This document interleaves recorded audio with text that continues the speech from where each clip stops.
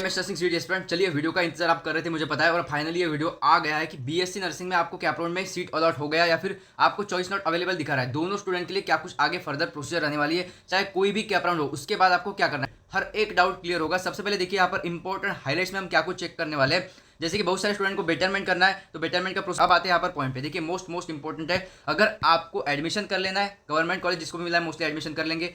जिसको बेटरमेंट करना है और जिसको फर्दर राउंड कैप राउंड 2, 3, 4 जितने भी कैप राउंड होंगे वो खेलना है, तो क्या करना पड़ेगा। देखिए इन सभी के लिए आपको कॉलेज को विजिट करना ही पड़ेगा। अगर आपको चॉइस नॉट अवेलेबल है तो डोंट वरी, आपको कोई आवश्यकता नहीं कि आप कॉलेज जाते हो, कोई दिक्कत नहीं है, आपको कोई भी यहाँ पर कॉलेज को विजिट करने की आवश्यकता नहीं। बट जिसको एडमिशन लेना है, बेटरमेंट करना है, ठीक है, दो केसेस में आपको क्या होगा, आपको यहाँ पर कॉलेज को जाना ही पड़ेगा। बेटरमेंट अभी देख लेते हैं बेटरमेंट का क्या यहाँ पर प्रोसेस रहता है। देखिए आपको कॉलेज जाना पड़ेगा, डॉक्यूमेंट्स ओरिजिनल सब साथ में लेके जाने पड़ेंगे। डॉक्यूमेंट्स की बात आगे करेंगे। डीडी चेक किस प्रकार बनाना है और डीडी और चेक कैसे बनाना है, ये भी मैं मोस्टली काउंसलिंग जो पेड काउंसलिंग लिए उनको बता दूंगा, ग्रुप में एक वीडियो डाल दूंगा, ठीक है, या फिर उनको पर्सनली बोल दूंगा। अब देखिए डीडी और चेक आपको बैंक से बनाना होता है, ठीक है, बैंक से आपको बनाना होता है जितनी भी कॉलेज की फीस है, ठीक है। सो इसको अदर इन्फॉर्मेशन जिसको भी चाहिए मोस्टली डीडी और चेक रिगार्डेड, आपको मैं प्रॉपरली एक डीडी चेक भी दिखा दूंगा किस प्रकार बनाता है, फॉर्मेट भी दे दूंगा। So DD check regarded just paid counselling student को यहाँ पर ओवरऑल इन्फॉर्मेशन दी जाएगी, उसको बताया जाएगा। उसके बाद अदर आईएमपी डॉक्यूमेंट्स भी होते हैं, जैसे आईडी हो गया आपका, ठीक है, ओरिजिनल आईडी, फोटोज। सो ये भी मैं काउंसलिंग ग्रुप में डाल दूंगा।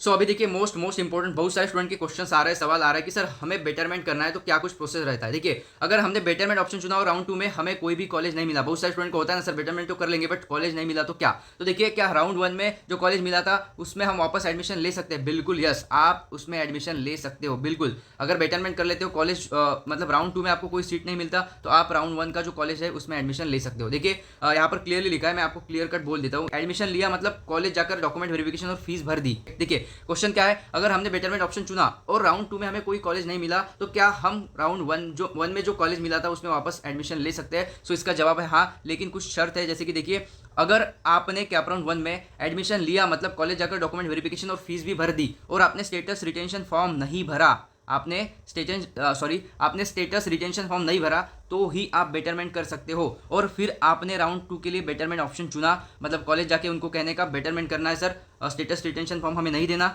उसके बाद ओवरऑल देखिए, लेकिन राउंड 2 में आपको कोई कॉलेज नहीं मिला, ठीक है, राउंड 2 में कोई कॉलेज नहीं मिला, तब जाके ओवरऑल आप फर्स्ट कॉलेज ले सकते हो, मतलब आप उसके लिए एलिजिबल हो कि राउंड 1 में जो कॉलेज मिला था उसमें आप एडमिशन लो। सो फाइनल यहाँ पर लिखा है, तो आप कैप राउंड 1 वाला कॉलेज रिटेन रख सकते हो, मतलब आपके हाथ में कॉलेज रहेगा अगर आप बेटरमेंट कर लेते हो तो। बट अगर आपको राउंड 2 में कॉलेज मिल जाता है तो फिर आपका जो फर्स्ट राउंड का जो कॉलेज था, ठीक है, राउंड 1 का जो कॉलेज था वो चला जाएगा। ध्यान रखना है कि हमें बेटरमेंट करना है या फिर नहीं तो बहुत सारे स्टूडेंट क्या बस बेटरमेंट करेंगे और राउंड 2 में अच्छा कॉलेज नहीं मिला तो पछताएंगे, ठीक है। सो अगर आपको टॉप का प्राइवेट भी मिल गया और आपको अगर गवर्नमेंट नहीं मिल सकता, तो आप जस्ट, ठीक है, वही कॉलेज लेते हो, वहाँ पे जाना तो है आपको, वहाँ पे सब कुछ आप देख सकते हो, ठीक है। अब देखिए ये नियम क्या कहता है, यदि कोई उम्मीदवार बेटरमेंट के लिए जाता है और राउंड 2 में उसे कोई कॉलेज नहीं मिलता, सो उसका राउंड 1 का सीट अलॉटमेंट वैध बना रहता है, मतलब आपका रिटेन रहता है, और स्टेटस रिटेंशन फॉर्म आपको नहीं भरना है कैप राउंड 1 में, तभी आप बेटरमेंट कर पाएंगे। और राउंड 2 में कोई कॉलेज नहीं मिला तो आप कॉलेज जो फर्स्ट राउंड में था वो ले पाएंगे। सिंपल भाषा में समझ लेते, देखिए राउंड 1 में एडमिशन लिया प्लस बेटरमेंट किया प्लस राउंड 2 में कॉलेज नहीं मिला, तो आप कॉलेज 1 का जो मिला हुआ कॉलेज वो ले सकते हो।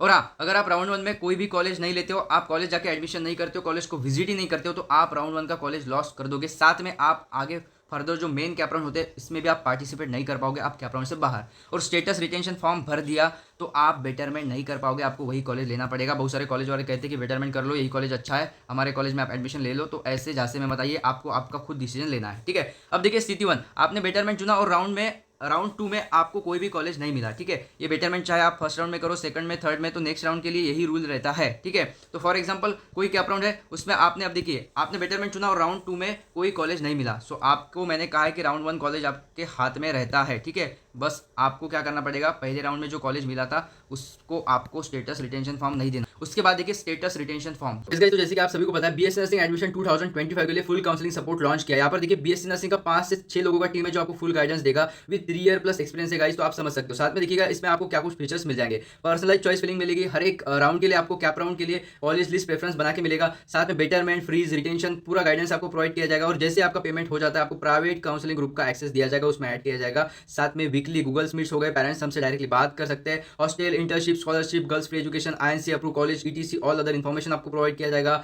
हेल्प आफ्टर कॉलेज अलॉटमेंट, जैसे आपको कैप राउंड 1 हो गया, 2 हो गया, 3 हो गया, जिस भी राउंड में आपको सीट मिलता है उसके बाद भी आपको हेल्प किया जाएगा कॉलेज जाने तक, आपका कॉलेज का पहला दिन स्टार्ट होने तक। उसके बाद इंस्टेंट रिप्लाई आपको हर एक यानी कि एक्सक्लूसिव सर्विस प्रोवाइड होगी। और हाँ, फ्री मेंटरशिप, हर एक गाइडेंस आपको यहाँ पर प्रोवाइड किया जाएगा, पूरा टीम और मैं खुद आपकी मदद करने वाला हूँ। सो गाइस, अगर आप टॉप 50 स्टूडेंट में आते हो और अभी ये काउंसलिंग परचेस कर लेते हो तो आपको ये जस्ट 999 रुपीज में इतने सारे फीचर्स मिल रहे हैं। तो सिंपल अभी देख लेते किस टाइप आपको परचेस कर लेना है। आपको यहाँ पर देखिए एक व्हाट्सअप नंबर मिल रहा होगा, इस पर आप मुझे डायरेक्टली DM कर सकते हो, आपको काउंसलिंग लिंक प्रोवाइड हो जाएगा, या फिर लिंक आपको description box and comment box के टॉप पे दे रखा है, उस पर क्लिक करिएगा। सिंपल उस पर क्लिक करके आपको फॉर्म फिलअप कर लेना। काउंसलिंग फॉर्म पे आप क्लिक करोगे, इस पेज पे आप आ जाओगे। यहाँ पर आपको सब कुछ जो फीचर्स है वो दे रखे हैं। जस्ट सिंपल आपको नेक्स्ट पे क्लिक करना है। नेक्स्ट पे क्लिक करते ही आपको ये सब कुछ इन्फॉर्मेशन भर लेनी है। जैसे इन्फॉर्मेशन भर लेते हो, सिंपल आपको यहाँ पर पे नाउ पे क्लिक करना है। पे नाउ पे क्लिक करते ही आप डायरेक्ट पेमेंट पेज पे रीडायरेक्ट कर दिए जाओगे। थोड़ा वेट करिएगा। अब देखिए यहाँ पर आपको सभी UPI ऑप्शन है, जैसे कि आपको गूगल पे से पेमेंट करना है या फिर पेटीएम या फिर फोन पे, जिससे भी आपको पेमेंट करना है उस पर क्लिक करिए। फॉर एग्जाम्पल फोन पे से मैं पेमेंट करता हूँ, सिंपल उस पर क्लिक किया, थोड़ा यहाँ पर प्रोसेसिंग होगा, थोड़ा वेट करिएगा, जस्ट फ्यू सेकंड। उसके बाद डायरेक्टली आप उस ऐप पे रीडायरेक्ट कर दिए जाओगे,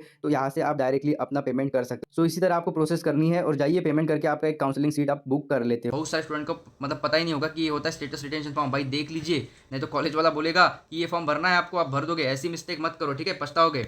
अगर आपको कॉलेज नहीं चाहिए तो ये फॉर्म बिल्कुल मत भरिए। अगर आपको कॉलेज चाहिए, गवर्नमेंट मिल गया, यस सर गवर्नमेंट मिला है, बहुत सारे स्टूडेंट है मेरे पेड काउंसलिंग के जिसको गवर्नमेंट अलॉट हुआ है, ठीक है। तो गवर्नमेंट वालों आप ध्यान में रखियो, ये कॉलेज का जो स्टेटस रिटेंशन फॉर्म है, जिनको भी गवर्नमेंट मिला है कॉलेज लेना है, बिल्कुल इसे भर लेना, ठीक है। डोंट वरी, मैं बताऊंगा ग्रुप पे किस प्रकार भरना है, इसमें कोई मिस्टेक मत करो। जिसने भी पेड काउंसलिंग ली है आपको कोई भी तकलीफ नहीं आने दूंगा, डोंट वरी। और जिसने अभी तक मतलब ओवरऑल काउंसलिंग नहीं ली है, जाइए काउंसलिंग फॉर्म भर दीजिए, बिकॉज 4 ईयर का सवाल है गाइज, ओवरऑल कोई भी मिस्टेक नहीं होनी चाहिए।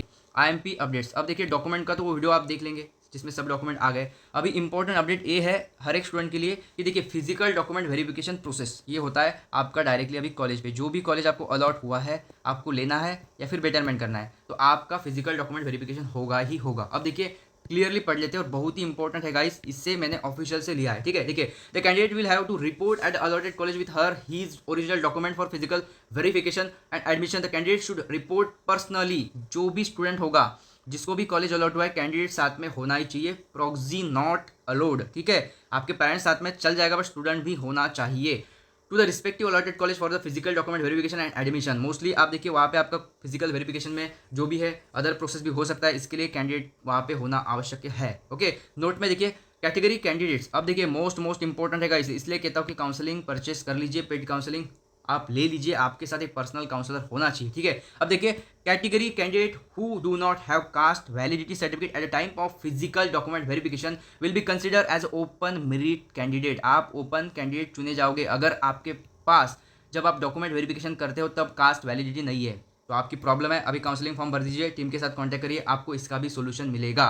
अगर आपके पास कास्ट वैलिडिटी नहीं है, सिंपल जाइए काउंसलिंग फॉर्म भर दीजिए, पेड काउंसलिंग फी पेमेंट कर दीजिए, और जैसे ही फी पेमेंट होता है जस्ट व्हाट्सअप पे स्क्रीनशॉट भेज दीजिए और आपका डाउट लिखिए, आपको प्रॉब्लम का सोल्यूशन मिल जाएगा 101% श्योर। बट ऑफिशियली क्लियरली लिखा है कि आपको आपका यहाँ पे जो valid official cast validity certificate है वो चाहिए, ठीक है। अब देखिए नहीं तो आप ओपन कैंडिडेट माने जाओगे and candidate subject to fulfil eligibility, okay. उसके बाद देखिए नेक्स्ट यहाँ पे और भी लिखा है, हर एक कैटेगरी के लिए लिखा है, मैं आपको बता देता हूँ और आपके डाउट भी क्लियर कर देता हूँ, ठीक है। अब देखिए यहाँ पर क्लियरली लिखा है DTA, जिसमें विजय आएगा, NT, BC, D, OBC आएगा, SBC and SCBC category candidate who do not have non creamy layer valid up to 2026। अगर आपके पास यहाँ तक के वैलिड आपका नॉन क्रिमिलियर नहीं है तो आपको फिजिकल डॉक्यूमेंट वेरिफिकेशन में दिक्कत आएगा और ओपन में आप भी कंसिडर किए जाओगे। सो आपको आपके कैटेगरी का फ़ायदा नहीं होगा अगर आपके पास ये डॉक्यूमेंट नहीं है ऑफिशियली वैलिड अप टू, आप यहाँ पर क्लियरली चेक कर सकते हो। बहुत सारे स्टूडेंट के पास वैलिड होगा 2027 तक, 2028 तक, ठीक है। सो आपका वो चल जाएगा, कोई दिक्कत नहीं है, ठीक है। उसके बाद देखिए नेक्स्ट यहाँ पर मोस्ट इंपॉर्टेंट है, सच candidate without validity and without non creamy layer who are considered as an open merit candidate and will be made eligible if she is otherwise eligible for open category.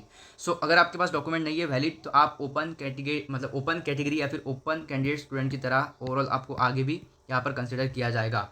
उसके साथ साथ देखिए यहाँ पर clearly लिखा है applicants, और हाँ गाइस प्लीज़ चैनल को सब्सक्राइब करिए, काउंसलिंग फॉर्म भर दीजिए, पेड काउंसलिंग ज्वाइन कर लीजिए, और हाँ इतनी सारी मेहनत आपके लिए कर रहा हूँ, सो प्लीज़ एक अच्छी कमेंट बनती है और बिल्कुल हर एक स्टूडेंट को लाइक करना है। वीडियो देखते हो यार, इतनी मेहनत करता हूँ फिर भी लाइक नहीं करते हो तो ऐसा मत करिए, ठीक है। उसके बाद देखिए एप्लीकेंट्स बिलोंगिंग टू एसबीसी, जो एसबीसी है स्पेशल बैकवर्ड क्लास जो भी है, ठीक है। देखिए क्लियरली यहाँ पर लिखा है, कोई रॉन्ग नहीं बोला मैंने, सही बोला है। तो देखिए इसका लॉन्ग फॉर्म है special backward class is not to consider as OBC candidate. देखिए क्लियरली लिखा है the person belonging to the SBC category is to be consider as OBC candidate and such candidate will be required to produce non creamy layer certificate, ये भी समझ लीजिएगा। उसके साथ EWS category candidate who do not have EWS category या फिर EWS eligibility certificate, जो आपको ईडब्ल्यूएस जो है ना वो सर्टिफिकेट होना चाहिए इन द स्टेट गवर्नमेंट। कौन सा? स्टेट गवर्नमेंट वाला।